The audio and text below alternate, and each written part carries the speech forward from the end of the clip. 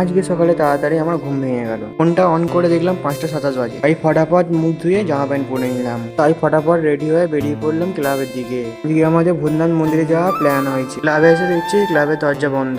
ক্লাবের দরজা খুলে সবার জন্য ওয়েট করতে থাকলাম। অনেকক্ষণ ওয়েট করার পর একজনকে দেখতে পেলাম। সবাই আসার পর ক্লাবের দরজা বন্ধ করে বেরিয়ে পড়লাম রাস্তার দিকে। রাস্তায় অনেকক্ষণ দাঁড়ানোর পর বসে পড়লাম একটা টোটোয়। অনেকক্ষণ যাওয়ার পর দেখি আমরা হাফ রাস্তা চলে এসেছি। একটুখানি এগোনোর পর আমরা ছোটখাটো গঙ্গা পার করে নিলাম। বাধাঘাটে নেমে আমরা হাঁটা মারলাম গঙ্গার ঘাটের দিকে।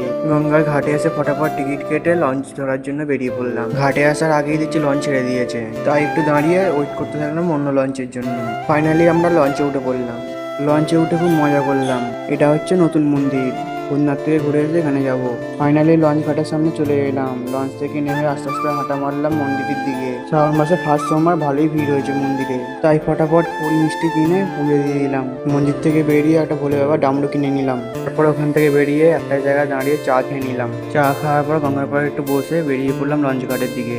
লঞ্চে উঠে একটু হাওড়া ব্রিজ দেখি একটু লঞ্চ থেকে নেমে আবার হাঁটা মারলাম নতুন মন্দিরের দিকে। আস্তে আস্তে নতুন মন্দিরে চলে এলাম আমরা। বাবার দর্শন করে আশপাশটা একটু ঘুরতে লাগলাম। কিছুক্ষণ ঘোরার পর ভেতরে গিয়ে দেখলাম যে আমাদের একটা সেলিব্রিটি ফটোশুট হচ্ছে। মন্দির থেকে বেরিয়ে একটু পায়রা উড়িয়ে দিলাম। পায়রা উড়িয়ে বেরিয়ে পড়লাম রাস্তার দিকে। রাস্তায় বেরিয়ে 57 করে বাড়ি ফিরে গেলাম। বাড়ি এসে দেখলাম প্রচুর জোর বৃষ্টি এসছে। ঘরে এসে জামা প্যান্ট ছেড়ে আজকে আমার এখানেই ব্লগ শেষ করলাম। নেক্সট পার্টের জন্য এই ভিডিওটায় কমেন্ট করো। ততক্ষণের জন্য টাটা।